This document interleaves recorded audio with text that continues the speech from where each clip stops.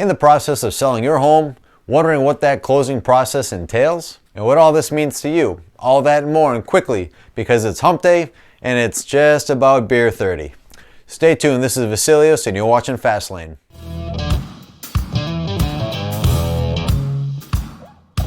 If this is the first time on this channel and you want to get the latest actionable tips from a local realtor that actually save you time, save you money, and result in a smooth real estate deal, then hit the subscription button below and smack the bell icon so you don't miss any content. Now, onto it. What is closing? What does it entail? Well, basically, closing begins after an offer is accepted and ends on the actual closing date. For this video, we'll focus mostly on what actually happens after the P&S is signed and accepted, all the way to the closing date itself. First, we look at it through the seller's lens. So where does the closing take place? The closing takes place at the escrow agent's office, or more typically at the County Registry of Deeds. For here in Worcester County, that would be the Worcester County Registry of Deeds. Duh.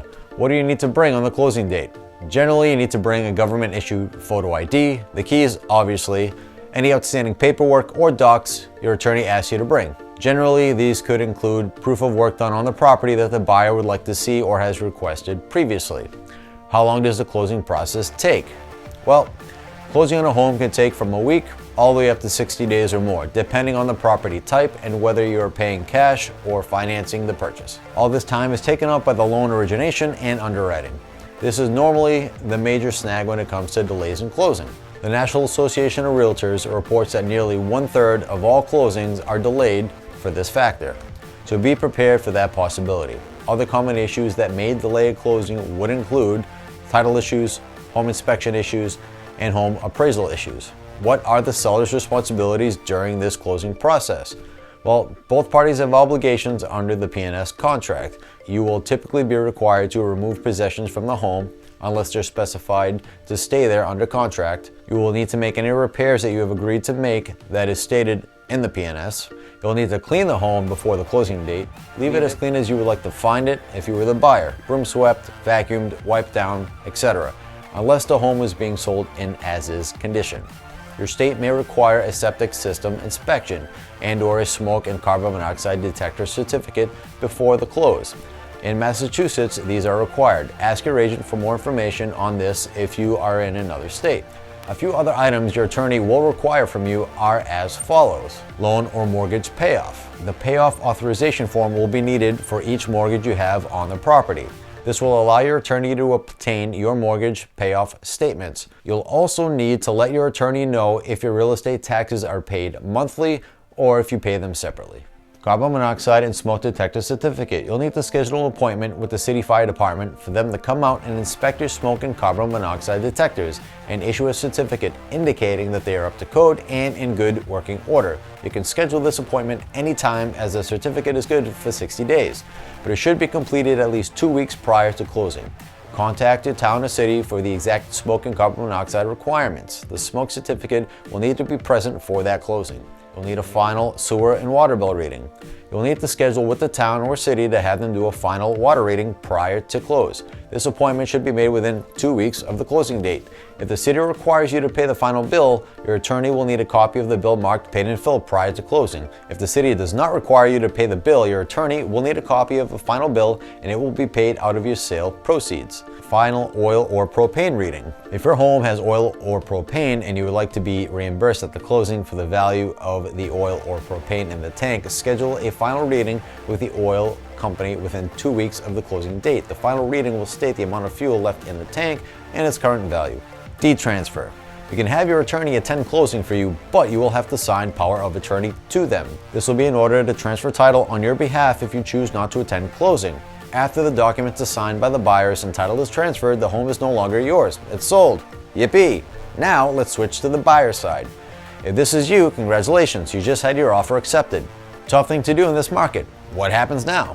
Well, step 1, gather your team.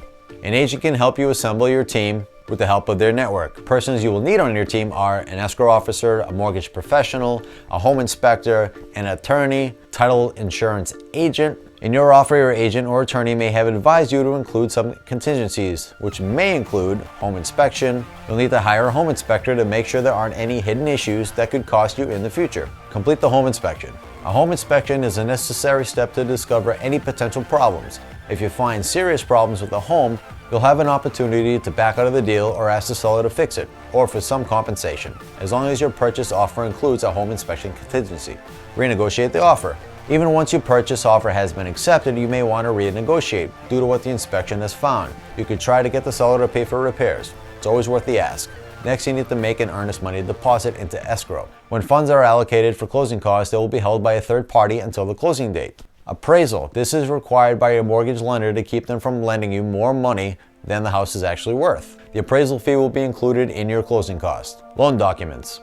Even if you were pre-approved for a loan, you still need to get final approval on your financing. Get all your documents organized. They may include ID, income statements, asset statements, insurance information, and a copy of the actual contract. You may also need, if applicable, a divorce decree, child support, alimony information, and/or bankruptcy papers. Speak with your mortgage lender for exactly what they will need. Hire an attorney. Getting legal aid is optional. It's always better to get professional legal opinion on your closing documents. In some states, you might be required to hire an attorney to handle the closing.